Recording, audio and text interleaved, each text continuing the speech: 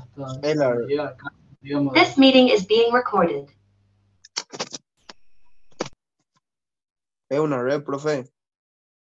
Profe, una pregunta. ¿Qué es una estación elevadora? Nunca había escuchado de eso yo. Si no me equivoco, profe, puede ser que es donde Una estación elevan elevadora, la tensión. exactamente. Normalmente, les comento, me recuerdo buscar en internet, es una gráfica que viene del origen europeo, pero yo le hice ciertas adecuaciones a los niveles de tensión de nuestro país. Entonces, cuando dice acá, por ejemplo, estación elevadora, se refiere a un transformador elevador, que en realidad sí es una estación elevadora. Es una estación elevadora de tensión, a eso se refiere. Recuerdan que yo les decía, dependiendo de la máquina de generación, yo puedo tener entre 10 y 20 kb de generación, y luego eso que eleva, bueno, quien hace eso es un transformador de potencia, que es una estación transformadora, elevadora. ¿Por qué? Porque cuando se dice que es elevador o reductor, elevador es cuando toma una tensión de menor magnitud y la convierte en una tensión de mayor magnitud. Es de reducción cuando toma una tensión de mayor magnitud y su salida una tensión de menor magnitud, siempre comparando la una con la otra. ¿Está? Bien, ¿qué más creen que hay acá?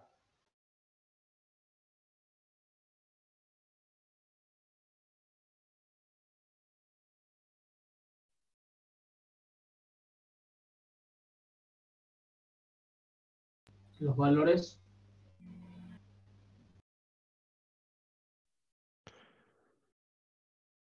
Profe, ahí cuando se eleva la tensión se está reduciendo la corriente. Es la idea. Muy bien. ¿Para qué se reduce, para qué se eleva la tensión para transportarlo? Ya le voy a explicar bien el qué pasa. Básicamente para que baje la corte y los efectos Joule y más cosas. Pero quiero que ustedes vean básicamente cómo está conformado este esquema y por qué acá dice generación, transmisión y distribución. ¿Dónde se da la parte de la generación? ¿Dónde se da la transmisión? ¿Y dónde se da la distribución? Quiero que hagan un análisis exhaustivo de esta imagen y me comenten qué es lo que ven.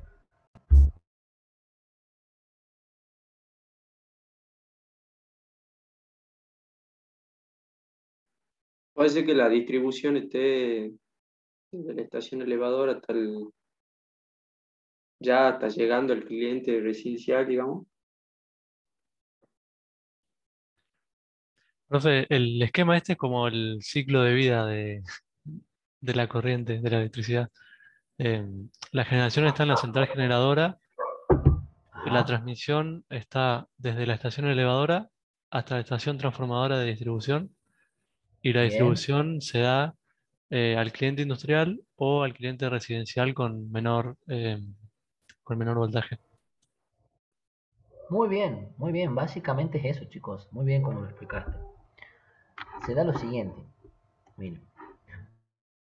Ustedes desde acá, digamos, desde acá para acá, tienen la generación de la energía. Desde acá, pongamos hasta acá, se da la transmisión de la energía. Y desde acá para acá, se da la distribución de la energía. Porque, ¿qué pasa? Ustedes tienen que hacer, a la energía la tienen que generar, ¿no es cierto? Por distintas fuentes, puede ser solar, térmica, hidroeléctrica, eólica, térmica, lo que ustedes deseen.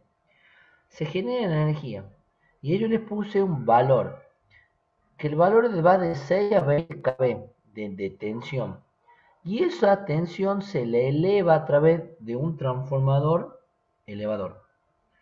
De ahí empieza la transmisión de la energía eléctrica. Y es lo que me decía el compañero. Por ley de Ohm, les explico, ya lo vamos a ver en profundidad después nosotros. Por ley de Ohm, si nosotros pasamos de 20.000 voltios a 132.000 voltios, estamos elevando enormemente la tensión, ¿no es cierto? O sea, un par de miles de voltios. Pero ¿cuál es el objetivo de transmitir a mayor nivel de tensión? Es que la corriente que circule por los cables que va a transmitir la energía sea menor. ¿Y por qué quiero que la corriente sea menor? Porque si la corriente es menor, la sección del conductor que tiene que circular por ahí es de menor sección. ¿Y ustedes qué creen? Por ejemplo, si ustedes van a comprar un cable de 2,5 milímetros cuadrados o van a comprar uno de 6 milímetros cuadrados, ¿cuál es más barato y cuál es más caro? No, El barato de de 2,5 es 2,5. más barato, tiene menos filamento de cobre. Bueno, exactamente. Imagínense que estamos hablando acá de conductores de aluminio ácido de 185 milímetros cuadrados contra uno de 225 o algo así. ¿Ya por qué llegan a acero? Porque estos son conductores que van en vanos aéreos y lo que hace el acero es darle una resistencia mecánica para que no se quiebren y demás. ¿Está? Y ya se transmite con aluminio. ¿Por qué? Porque el aluminio termina siendo más barato que el cobre. Pero tiene, o sea, es más barato, pero tiene menos conductividad. O sea, que para que tenga el mismo efecto de que el cobre tiene que haber más cantidad de aluminio que de cobre. Ya lo vamos a ver en la siguiente unidad. Pero básicamente es eso por la que se eleva el nivel de tensión. Que la corriente que circula por ahí sea menor, la sección del conductor sea menor y las pérdidas que me da el efecto Joule, que es I cuadrado por R, cuando veamos, repito, la ley de Ohm, van a ver qué pasa al reducir la corriente, cómo tengo menores pérdidas. Para eso se eleva mucho la tensión, chicos. Es una cuestión de electrotecnia, de ley de Ohm. Al bajar la corriente tiene menos pérdida de qué, profe. Se Pérdidas calienta menos el caloríficas, cable. digamos, de potencia. Pérdida de potencia. Sí. O Profe, sea, tiene menos energía en la punta, digamos. Ajá, sí. O sea que se la eleva a la corriente eléctrica porque ya sabemos que va a ir perdiendo. Entonces, es así que no, se la eleva porque sabemos que va a ir perdiendo, entonces, pero tiene que llegar a unos Porque se 220, eleva ¿verdad? la tensión, ojo, no la corriente. Lo que se eleva es la tensión, no la corriente. Se eleva la tensión para que disminuzca la corriente. Y al disminuir la corriente tengo menores pérdidas. Ah, claro, Esa es la idea. gracias, profe. Nada. En el transporte está la pérdida, digamos, profe, puede ser. ¿Cómo se te cortó? En el transporte está la pérdida. Sí, tenés mucha pérdida en el transporte. Sí. Por Porque eso tiene después que llega un viajar transformador distancia. nuevo. Estación de transformador No, y distribución. lo que hace el transformador es elevar y distribuir. Obviamente, depende de la potencia también que maneja eso, porque la potencia, recuerden ustedes, cuando vean el idioma, es U por I básicamente. Entonces, dependiendo de la tensión que manejan y de la corriente que circula, van a tener una potencia para la estación transformadora. Obviamente, este transformador, sí, ustedes ven acá para que es el que está en la esquina de su casa, el que yo le estoy marcando con rojo acá, es un bicho importante, o sea, lleva alguna doble estructura, o sea, pero ustedes no se dan una idea de lo que son estos transformadores, los de las estaciones transformadoras, que manejan esos niveles de tensión. Son como dos, no sé, como un departamento entero. Es más, ustedes pueden ver uno de estos, así se me ocurre a simple vista, los que viven acá cerca del Camino del Perú, cuando van desde el Walmart hacia el Cristo, a mano izquierda está la Central Oeste, o también los Eso que iba a pasan preguntar, por profe, EDET. pasando la estación. Eso le iba a preguntar qué era esa estación, porque es grande, pero no tanto, digamos, y hay varios transformadores. No, Le iba a lo que preguntar pasa es que la única que se me ocurre que puedes ver, digamos así, al pasar, es la estación transformadora oeste que se encuentra por el Camino del Perú, yendo desde el Walmart hacia el Cristo. Y está ahí, se la ve. Vendrá a ser cerca del Automac. Después hay una en EDET, después está la de la de la Estación Independencia, pero esas ya están un poco más retirada y no se la puede ver desde afuera, digamos. En cambio, esta sí. Eso, o sea, como para que ustedes pasen y vean que es una central de transformación y van a ver los niveles, los tamaños de los transformadores. Es más, vienen pintos de naranja o de verde, no me acuerdo muy bien. Pero son bichos muy grandes algunos. A comparación del transformador de distribución que usted tiene en la esquina de su casa. ¿Se entiende? Sí, profe. Bueno, básicamente es eso, chicos, como les dije. Por un lado está la generación, por otro lado la transmisión y por otro lado la distribución. Se genera en distintos puntos de la provincia, de distintas maneras. Luego esa transmisión se la hace a través de las líneas de alta tensión con transformadores de potencia. Y luego se hace el rebaje, lo que se dice, porque ustedes vienen, fíjense en los niveles de tensión. Cuando ustedes vienen con la generación pasa de 20 kV a una de 132 o de 500 kV. O sea, la tensión eleva un montón.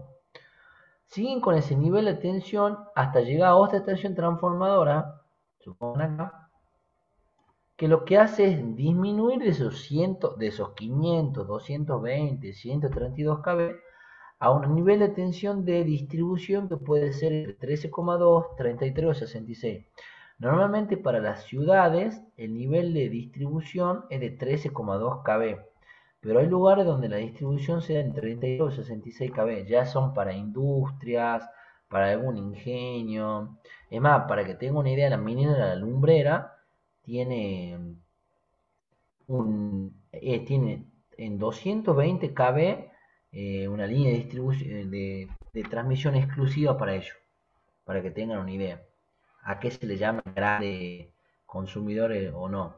Por ahí algunas fábricas pueden tener una distribución en 33 o 66, pero normalmente el nivel de tensión para la distribución de los transformadores que están en la esquina de la casa son de 13,2 kV. Y luego que llega el transformador al primario, la parte de alta del transformador, ya sale la parte de baja y ahí ya transmiten 380 voltios o 0,380 kV. Y bueno, ustedes saben que si llega un vivo y un neutro a su casa, una instalación monofásica que tiene 220 voltios entre fase y neutro, ¿no es cierto? Y si llega una instalación trifásica, tienen 3 fases y un neutro. Que entre fase y neutro sigue habiendo 220 voltios, pero entre fase y fase hay 380 voltios. ¿Está, chicos? Esto es básicamente cómo se compone la generación, la transmisión y la distribución. Esto es Profe, muy importante que los sepan, lo repasen y lo estudien, porque solemos tomar los parciales y a veces preguntar en los exámenes finales. Sí, diga. ¿cómo era eso, el voltio en las casas? ¿Si puede explicar otra vez esa parte? En el cliente residencial. Sí. Vos, si tenés una instalación monofásica, quiere decir que tenés monofásica de una sola fase, tenés una fase y un neutro. La diferencia de potencial entre un fase y un neutro es de 220 voltios, que es lo que vos tenés en tu. ¿Está? En realidad en toda la instalación, perdón. Ahora, cuando vos tenés una instalación trifásica, porque la potencia de tu casa excede de tu negocio, de lo que sea, tenés 3 fases y el neutro. ¿Está? La tensión entre la fase y el neutro sigue siendo de 220 voltios, pero ya la diferencia de potencial o tensión entre fase y fase es de 380 voltios. ¿Está? Son algunas cosas que tienen que tener en cuenta. Igual, cuando veamos corriente alterna van a ver todo esto, porque no llegamos a ver trifásica, pero sin corriente alterna. ¿Está? Simplemente Sí, para Profe, hacer una idea de lo que es una instalación básica. yo tengo una pequeña duda. Sí. En el caso de tener trifásica en la casa, para que toda la casa tenga 220 y utilice fases diferentes, se usa el mismo neutro, ¿no? Sí. Bueno, en realidad ahí viene la instalación, porque vos cuando llega a tu tablero principal, desde el medidor hasta tu tablero principal solamente Normalmente, primero, vamos por parte. En el medidor no se corta el neutro, solamente te corta la fase. O sea que si es monofásica te ponen la llave unipolar y si es trifásica la llave tripolar, perdón. Cuando vos llegas a tu tablero principal, entras con a la llave o al disyuntor. Si es trifásica, van las tres fases en neutro. Ahora, cuando salís y haces las distribuciones y los circuitos, en teoría debería de ser un único neutro. Vos tendrás que tener un único neutro de instalación. O sea, el neutro del circuito de luz, el neutro del circuito de toma, el neutro del circuito de aire, de lo que vos tengas, las cantidades que tengas, debería de ser el mismo. Y tendrían que estar referenciados todo en el mismo tablero. No podrías tener distintos neutros. Bien. ¿Está? O sea que Es una para cuestión, vos lo tenés. O sea, la... por circuito te tienen que salir un vivo negro. Sí o sí, por circuito, para uno de luz, uno para toma y otro de aire acondicionado. Pero cuando vos lo vas, yo miro para acá porque acá no tengo el tablero justo. Cuando vos vas a armar el tablero, cuando armas el tablero, ahí tenés que ver cómo lo distribuye el neutro. Si de estilo guirnalda, si lo va a poner en una bornera, si lo va a sacar todo desde el disyuntor o desde la térmica. O sea, son distintas maneras. Normalmente cuando son muchos circuitos se pone una guirnalda o una bornera de distribución como para que salga el neutro de ahí, digamos. Claro, o sea que si Pero bueno, quiero, son diseños de instalación que se dan en el tablero.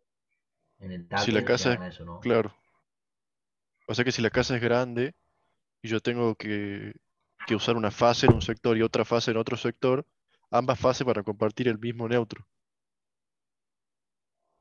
Sí, pero como te repito, vos la distribución del neutro lo haces en el tablero. Claro, ¿Está? bien. Eso lo vemos con detalle y lo vemos bien en cuarto año en instalación eléctrica y luminotécnica, que en la materia que yo soy profe también. Así que Ah, bien, bien. en un par de años vamos a ver todo eso bien. Pero bueno, son algunas Perfecto. cosas que pueden tener en cuenta también. Muchas gracias. Bien. Bueno, ¿les quedó claro cómo el sistema de etapas de la generación, transmisión y distribución de la energía eléctrica a nivel macro? Sí, profe. Sí. Bien.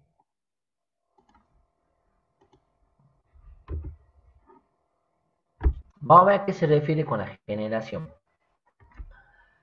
Cuando nosotros hablamos de generación, ustedes me hablan de las centrales térmicas, de las eólicas, las solares, de la hidroeléctrica. O sea, cuando nosotros generamos energía, ¿qué hacemos? Básicamente, antes que lean todo esto que está acá, ¿qué hacemos básicamente cuando generamos energía? Transformamos una energía en otra. Tomamos un recurso natural o artificial, renovable o no renovable, y ese recurso a través de un medio generamos energía eléctrica. ¿Está? Entonces, la generación solar, por ejemplo, se da. El haz de luz de los fotones del sol impactan sobre los paneles y los mismos son, a través de las placas diodos semiconductores, generan una pequeña corriente que me trae, por una diferencia potencial, yo tengo generación y me lo transforma en energía eléctrica. Esa es la manera en que se toma energía solar a eléctrica. El tema del agua.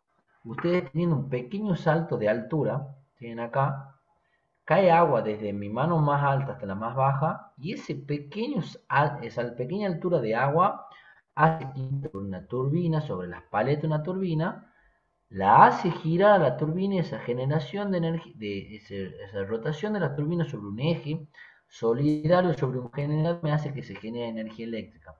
¿Está? Lo mismo pasa para las turbinas de gas, de vapor y demás. Entonces nosotros tomamos una forma, un recurso, sea el renovable o no renovable, del mundo y lo transformamos de una energía de un tipo a energía eléctrica. ¿Está? ¿Se entiende, chicos, cómo se hace la generación de energía eléctrica? Sí. Obviamente, para distintos tipos de energías, cuando se dice energía solar, energía eólica y demás, se hace referencia al recurso o a la fuente, pero todas se traducen en términos de energía eléctrica. Ustedes cuando verán, tengan en cuenta cuando dice se ha instalado un parque solar en Jujuy de tantos megavatios. se ha instalado una máquina, una turbina en tal lugar de tanto megavatio. O sea, no es que una porción del sol se la toma y dice acá recibo una porción del sol y bueno, eso lo traduzco en potencia. No, más bien el sol está en todas partes y incide de todas maneras y según la superficie de captación se lo traduce en potencia eso y se dice se tiene una potencia instalada. Obviamente no es lo mismo que ustedes tienen una manguera, una turbina chiquitita, a que venga de las cataratas del Iguazú y tenga un salto de agua y caiga sobre una turbina. ¿Entienden? En cuanto a caudal, en cuanto a turbina, que hay mucha diferencia. Por eso se habla, siempre cuando se dice una forma de energía, se la traduce en términos de potencia eléctrica. ¿Está? Porque ese es el fin de la generación de energía. Y acá le da más o menos un porcentaje. Hoy por hoy nosotros en la Argentina, que es una lástima y este comentario lo hago extensivo y lo hago siempre todos los años, tenemos nosotros distintos tipos de energía a lo largo y a lo ancho de nuestro país. O sea, se puede generar energía, es más, en el mundo ya se puede generar energía de distintos tipos, pero seguimos con los métodos tradicionales. ¿Está? Hace un par de años se había generado el programa Renovar, que se llamaba, que la idea era que la generación de energía de origen renovable pase del 2% que se tenía en ese momento, que es lo que están viendo ustedes en pantalla, al 20% en 2025. Es decir, que nosotros lleguemos al año 2025 y que el 20% de los kilovatios generados, de los megavatios generados, sean a través de una fuente renovable y no de una no renovable.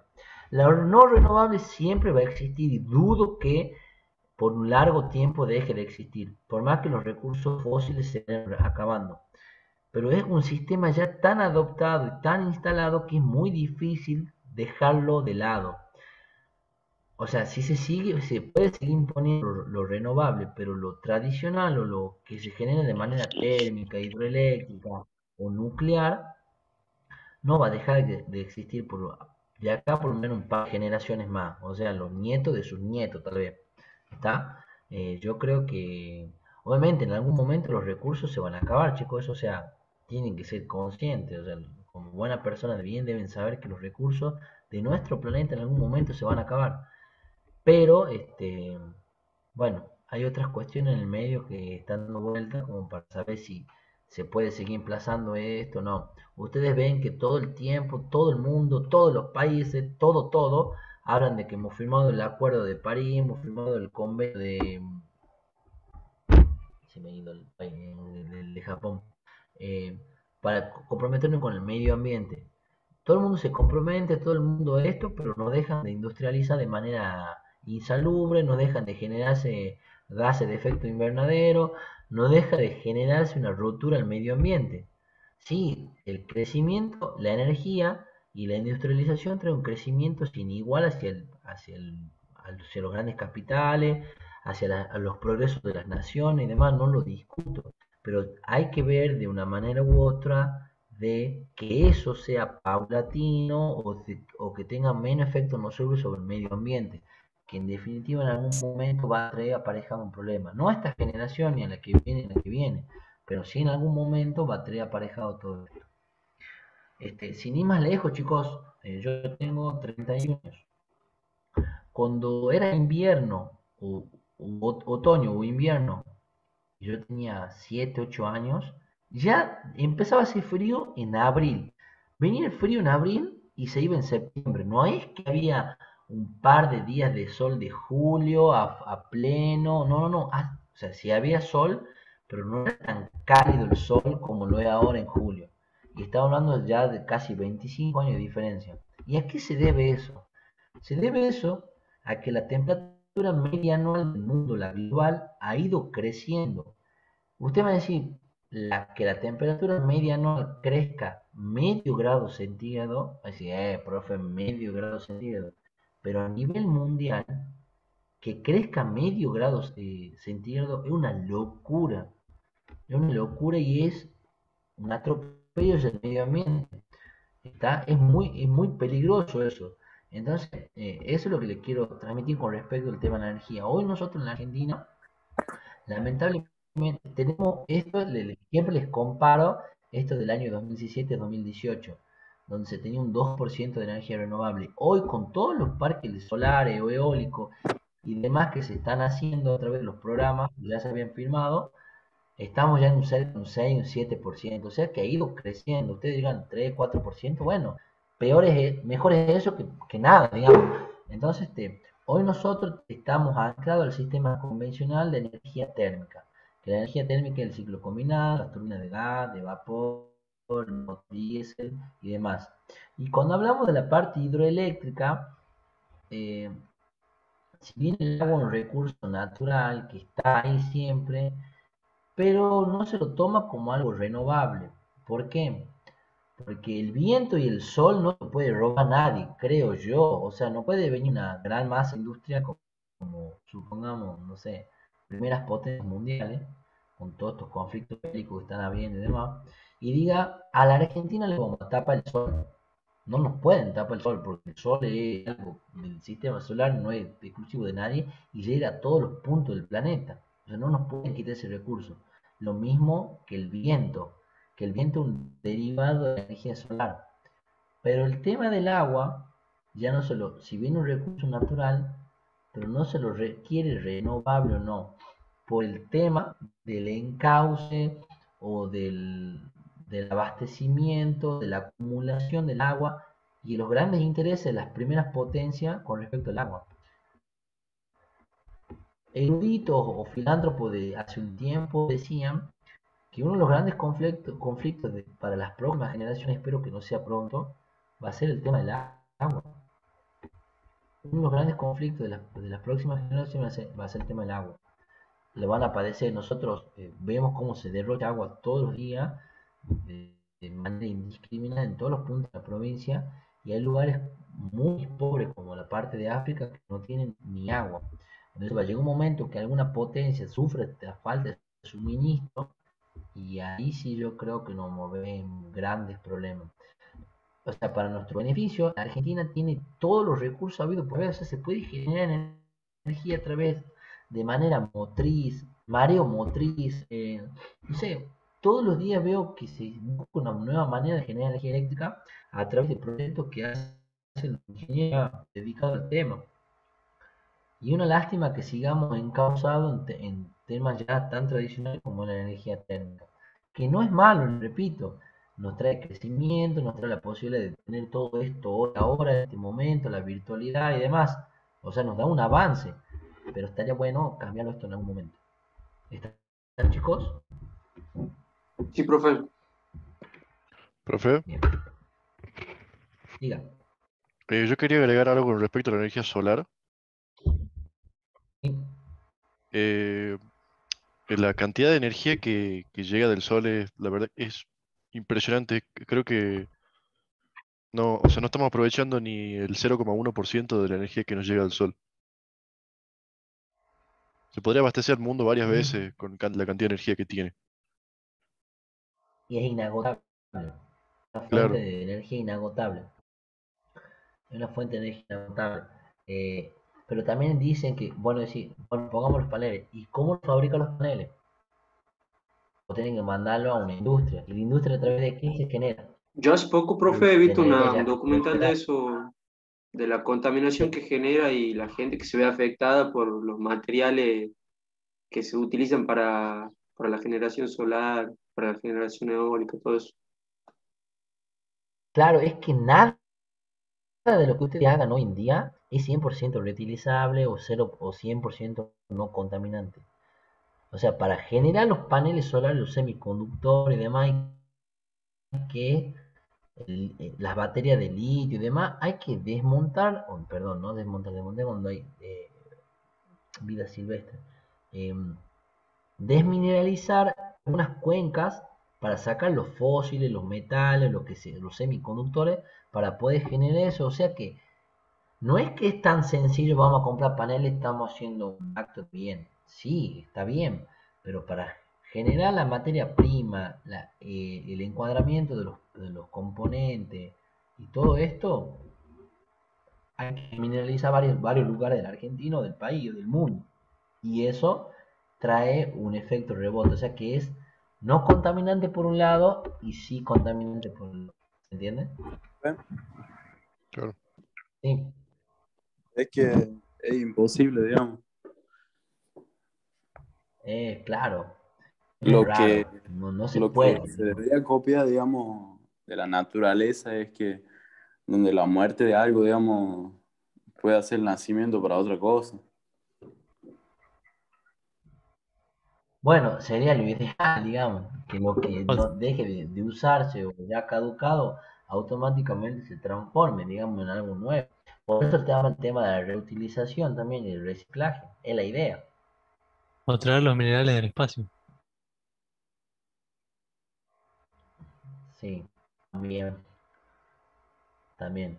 Hay documentales de eso y películas excéntricas con teoría medio conspirativa y rara a veces, pero Elon que a Musk uno quiere hace hacer eso. pensar. Pero sí, sí. Bueno. Hay veces que Así escucho bueno, hablar Entonces, profesor, entonces los de los paneles para hacer energías solares son como radioactivos, algo así, para hacer daño a la gente. no, radiactivo no, digamos, pero sí traen una contaminación. Sí traen una contaminación. No son 100% ecológicos, por así decirlo. O sea, te genera energía Bueno, no. limpia, pero para generar un material eso trae, trae una contaminación, ¿sí? Ah, Pero no es que son radiactivos. Radiactivos son los materiales que trabajan con cierta cantidad de plutonio, uranio, perdón, materiales radiactivos de la tabla periódica. Esos son los materiales radiactivos. Hola Gastón, No ¿puedo tiene hacer un que ver con... aporte? Sí, decime, Walter. Sí, sí. Dale. Chicos, lo que habla el ingeniero de que lo que ustedes tienen es que lo que por lo generalmente se llama energía renovable no es en sí tan renovable, ¿bien? Es el discurso que nos están, o sea, que se ha implementado, pero en realidad es una energía alternativa a la que comúnmente estamos utilizando, ¿bien? Como él habla de los paneles solares, por ejemplo, actualmente no se utiliza el panel solar para la generación de energía. ¿Por qué? Porque tiene un alto costo de instalación. Genera muy poca potencia o tiene una eficiencia baja. Para después desechar el panel solar, se necesita un tratamiento que lleva muchísimo tiempo el descartarse naturalmente ese producto que genera la celda solar. Por otro, está la duración del panel solar. Un panel solar tiene un periodo de vida aproximadamente de 15 a 20 años. ¿Bien? No es un panel que va a durar 100 años, va a durar 15 o 20 años, pierde totalmente su eficiencia y tiene que ser cambiado por otro. Entonces, otra consecuencia, necesitan un sistema de banco de baterías, lo que implica que tienen que hacer un gasto de inversión mayor, tienen que poner la batería que por sí ya tiene plomo, aluminio, el ácido de la batería propia que tiene contaminantes. Entonces, se puede decir que la energía solar es una fuente alternativa de energía, pero en sí no es una fuente ecológica como se hacía creer. Por eso, como ustedes como ingenieros, tienen que ver todos los pros y contras de cada una de los sistemas de generaciones que hay.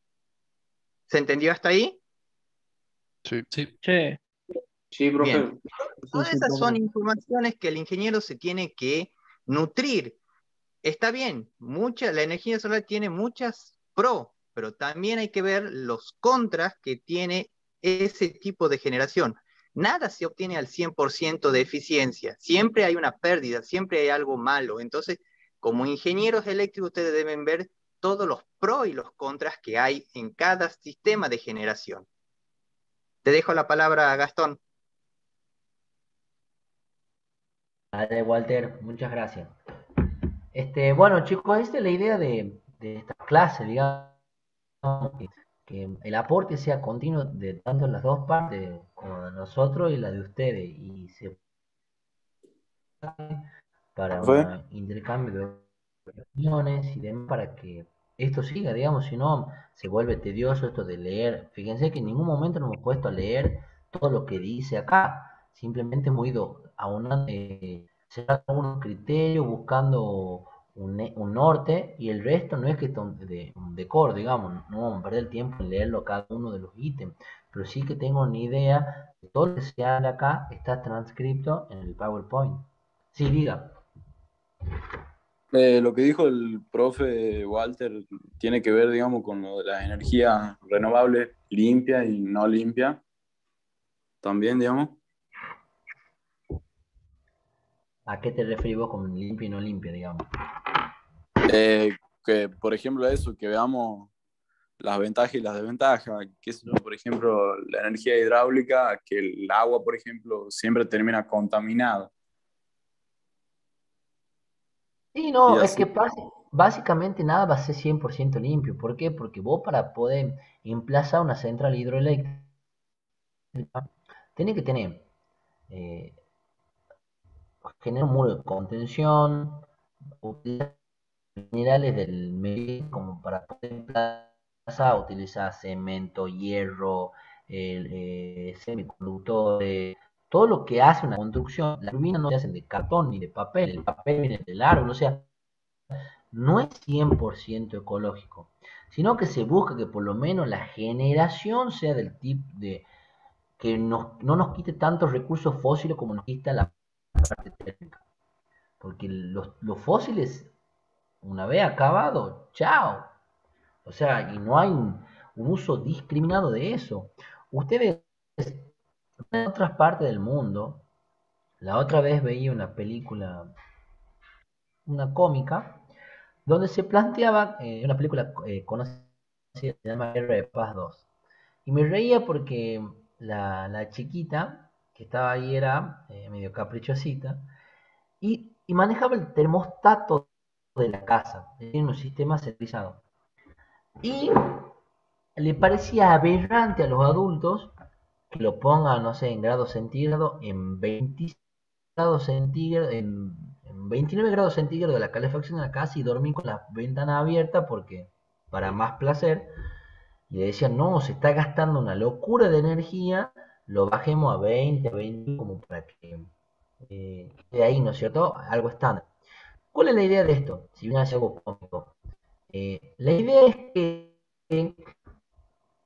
el uso y el uso adecuado de la energía en otras partes del mundo es muy valioso. No todos tienen el acceso a la energía como lo tenemos nosotros, acá en Sudamérica, sobre todo en Argentina. Nosotros seremos una potencia en todo eso, pero lamentablemente mal manejo pasa con estas cosas. Por eso cuando se decía hace un tiempo, y los aire acondicionados se recomienda el aire acondicionado a 24 grados. Todo eso es estudiado por valores nominales que yo le contaba recién, donde se tiene un mayor aprovechamiento y se genera un menor consumo de energía, tanto para ustedes como para el sistema energético. ¿Está? Entonces, nosotros somos muy pocos de cuidar la energía eléctrica. ¿Está? Le hablo de la Argentina, del común del usuario, tanto usted como yo, digamos, me siento parte. Puede ser que de hace un tiempo atrás le presto una cierta atención a todo esto y trato de bajar los consumos, demás. Que no es tan solo bajar el consumo y comprar todo, leer, ya no, ya estoy haciendo un aporte. No, sino más bien también no deja prendido innecesariamente. O sea, hay un montón de cosas como para poder reducir y mitigar todos estos factores, chicos. ¿Está? Bueno, chicos, vamos acá. Bueno, acá lo que hablaba de la transmisión y la distribución es lo que nosotros hemos hablado en el esquema anterior. La semana que viene vamos a continuar con la teoría, con lo que es el resto, cómo se distribuye el sistema de tensión, si es monofásico, trifásico. Yo les he contado todo esto. Acá si el suministro, recuerden que era monofásico, teníamos un usuario con una sola fase y un neutro, y la diferencia potencial era de 220 voltios en la red de baja tensión.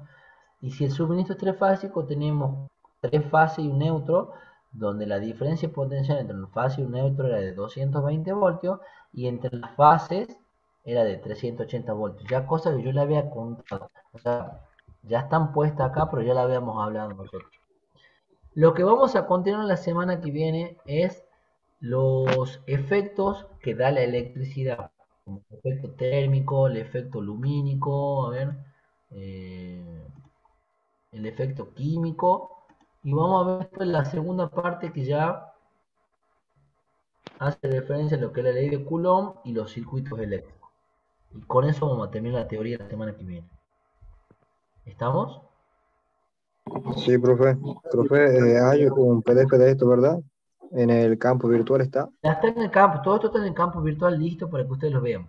Sería bueno que Bueno. si puedan leer antes de entrar a la clase, no hay ningún problema. La semana que viene continuamos con la teoría y terminamos la teoría ahí. Y ya la otra semana continuamos con lo práctico.